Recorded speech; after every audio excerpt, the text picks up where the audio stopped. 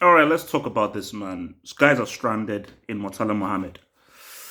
So you have to understand this about Christmas and Nigerians. Christmas for us is the most important part of the entire year. Okay, it is the most important part of the entire year. It's one of the most religious countries in the world. Christmas is super important, and it is very vital that Nigerians are with family either in England or in Nigeria. It would be next to disastrous if Nigerians somehow, not through to no fault of their own, ended up having Christmas not with family. It is a very, very, very, very important time for Nigerians. So let's talk about this variant thing, the Omicron variant, man. And I understand where the UK is coming from because, bro, I was around in the UK when this thing first hit in April 2020, and the UK like, bro, we don't want to take any chances. We want to take any chances. We want to ensure what this is about, make sure what this is about, and we're going to not cut off from any countries that may have this variant. We want to now be fully sure here. So I understand the UK saying, bro, look, man, we want to be very careful because we don't want a situation where we have an influx of guys with the variants.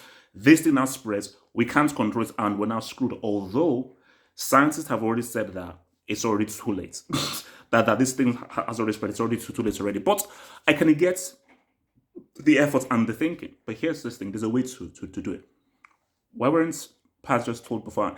There should be no issue of pastors being stranded. There should have been a clear message sent by British Airways or Virgin straight before to all passengers. This should have been on all of the news spaces and so forth and saying prices are cancelled. This thing has come through. So this thing was just thrown up in some way.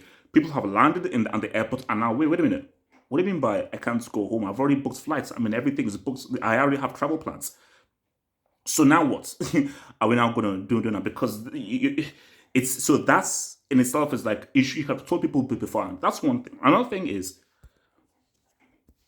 three things. Second thing. Second thing is this: you do know that South Africa told guys beforehand. China didn't. The reason why we're in this situation right now is because like the Chinese government. So no, sorry, not China. The Chinese government stopped the whistleblowers from saying, bro, there is something happening. And because the Chinese government were trying to suppress people in Wuhan, that's why we're in the situation we're in. But whereas in South Africa, what if the South African, I think it was a lady, scientist said, you know what? Let's just keep guys going. Let's not tell these guys about this variant. You told people before of the variant. You've now informed people, keep getting people ahead. Surely the right thing to do is that, okay, let's now try to contain this. Let's now try and work with South Africa, work with African countries and contain this. But the response is, oh, you told us before? Cool. No one comes from a country. Boom, red list. I mean, and now this leads to my third point. Guys, we're going to be living with this for forever. There are people who've had both jabs of freaking is it Moderna, like the top one. They've had both jabs and have still gotten COVID. The people who have been living inside a freaking cave, they've been living inside the bat's cave, not touched anybody. They've still got COVID. The reality is, and this is what no one wants to say, the reality is scientists don't know what the hell this is. The reality is this is going to keep on evolving. We're going to have new variants and new variants because what this disease is doing, it is mutating.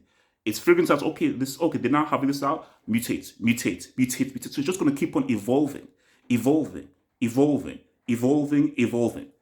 So the reality is we're going to have to live with this. So are you now going to shut off borders fully or say it is what it is? Restaurants, put up borders and so forth, screen guys. Cinema and so forth, screen guys. Because I mean, what else do you do? And guys, just in case you don't know, because I used to do this route. So when I was living in Nigeria or going to England to Nigeria, every single time Christmas to Nigeria or Christmas to England, it is one of the most profitable routes for Virgin and British Airways.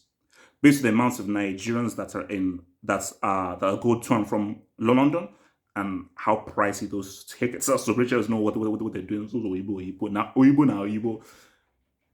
It is one of the most pricey journeys before. So if you cut that off, British Airways and Virgin be like, bro, we're going to lose a lot of cash because we make a lot of this cash off this fellow Nigerians here, man. So that's something to think about. But I just think like, at the end of the day, I think my thing is screen guys.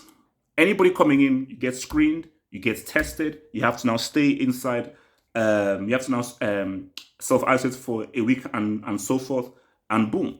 We got to have to live with this. Scientists don't know what it's about. No one does. You ask, one scientist says one thing, another scientist says another. So scientists aren't even on the same page as to what the hell this thing is about. Is it dangerous? Is it not dangerous? What's happening? We'll have to live with it. That's what I'm saying.